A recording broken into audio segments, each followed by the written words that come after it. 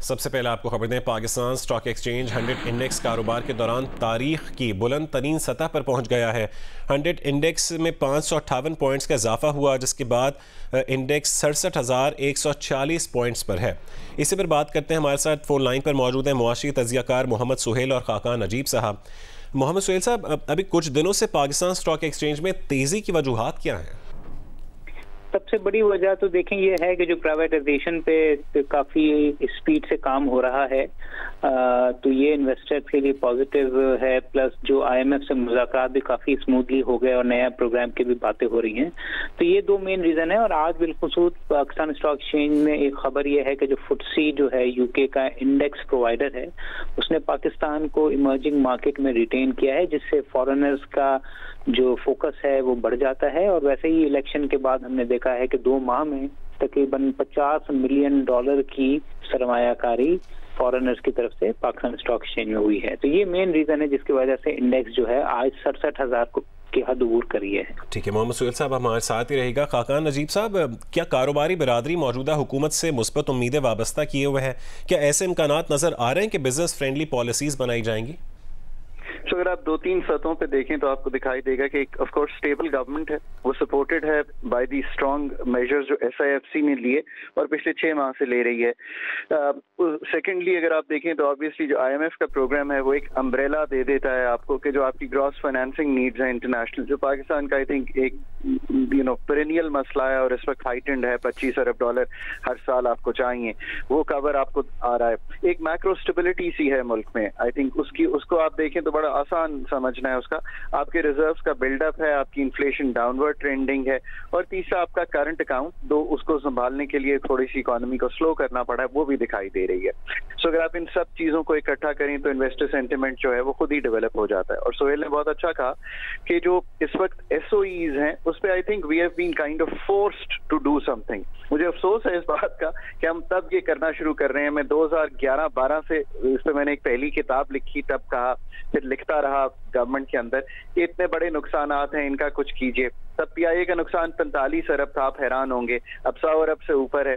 तो we been kind of forced to do something about it. But एक अच्छा push है अब कि हम PIA से निकल जाएं, फिर एनर्जी सेक्टर की तरफ तवज्जो दें। तो एक ये भी एंगेजमेंट जो इस तरफ हो रही है, I think it is helping. फिर of course I think foreign interest आना शुरू हो जाएगा। ये भी अच्छी बात बताई इन्होंने कि फुटसी का जो रसल है उसका मेरे ख्याल है 16 ट्रिलियन के करीब उनके पास होता है, तो उसमें पाकिस्तान का स्टेटस अगले 6 माह के लिए कंटिन्यू करेगा। एक और चीज देखिए कि जो बाकी इन्वेस्टमेंट एवेन्यूज हैं पाकिस्तान में, अगर आप प्रॉपर्टी देखें तो उसमें ऑब्वियसली इस वक्त इंटरेस्ट भी कम है बिकॉज उस तरह की राइजिंग प्राइसेस नहीं है, कंस्ट्रक्शन स्लो हुई है।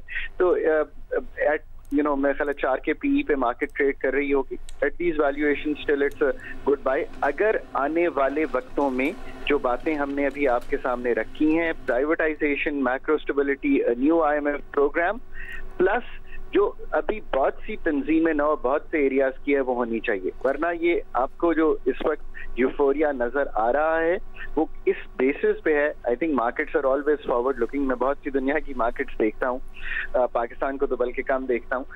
देर ऑलवेज फॉरवर्ड लुकिंग। बहुत अच्छा इस वक्त ट्रेड कर रही हैं इंटरनेशनल मार्केट्स, इसलिए कि उनको दिखाई दे रहा है कि 2-3 इंटरेस्ट रेट कट्स जो हैं इन दी ऑफिंग है, लेट्स से वो नहीं होते तो मार्केट्स का यूफोरिया टूट जाता है। So I think overall good developing picture for Pakistan if we can sustain this picture, और जो चीजें वादा वही दिखाई दे रहे हैं वो पूरे होते दिखाई।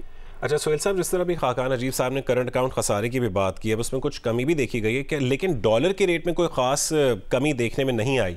तो क्या डॉलर का रेट नीचे आता देख रहे हैं आप?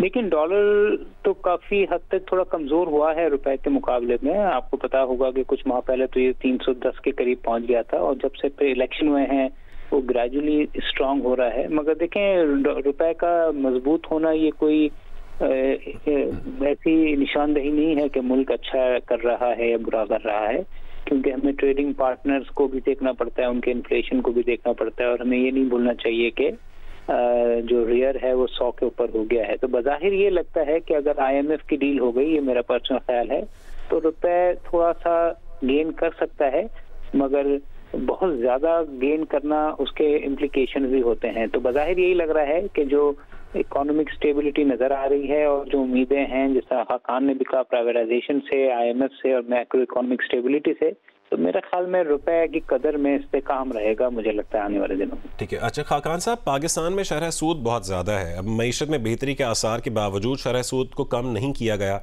क्या उम्मीद है कि आइंदा डिस्काउंट रेट में कुछ कमी देखी जा सके?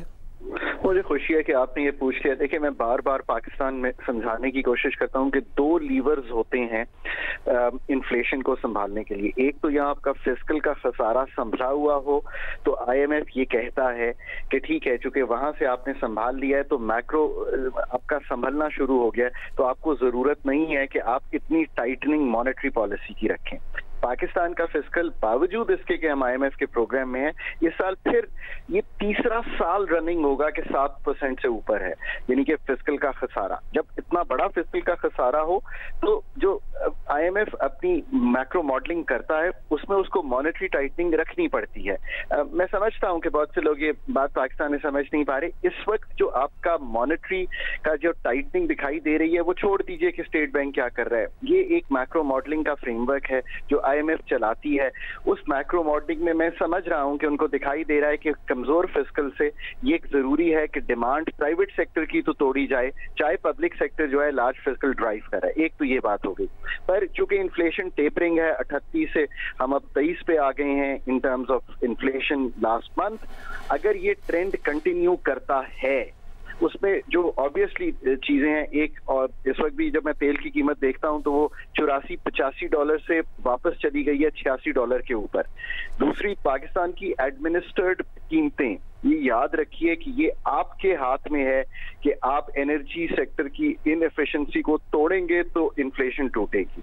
और फिर अभी भी जो पाकिस्तान की पैदावारी सलाहियत है, मतलब बहुत अच्छा है कि कॉटन 8 मिलियन बेल से ऊपर चली गई है, this is 4 million barrels less than our average of 12 million जो हमें स्ट्राइक करना चाहिए। इसी तरह हर बाकी चीज जो है उसकी भी अगर आप पैदावारी सलाहियत नहीं ठीक करेंगे तो फूड इन्फ्लेशन नहीं टूटेगी। जब तक ये सब कुछ हम संभाल नहीं पाते, लॉन्ग रन का जो ट्रेंड है इन्फ्लेशन का, उसको तोड़ने का यही तरीका है।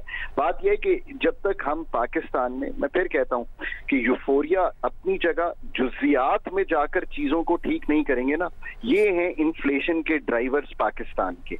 इन ड्राइवर्स को ठीक किए बगैर अपनी पैदावारी सलाहियत, मैन्युफैक्चरिंग की तो थोड़ी देर के लिए मैं छोड़ भी दूं, एग्रीकल्चर की जो 50% से भी कम है कंपेयर टू द वर्ल्ड, ठीक किए बगैर फूड, एडमिनिस्ट्रेड एनर्जी की कीमतें, पाकिस्तान का फिस्कल मालियाती खसारा, जिसकी वजह से सिंपल लोगों को ये समझना चाहिए कि नोट छापने पड़ते हैं, और जो इस वक्त IMF के हाथ में बड़ा लीवर या इंस्ट्रूमेंट है वो यूज कर रहा है, वो है मॉनेटरी टाइटनिंग।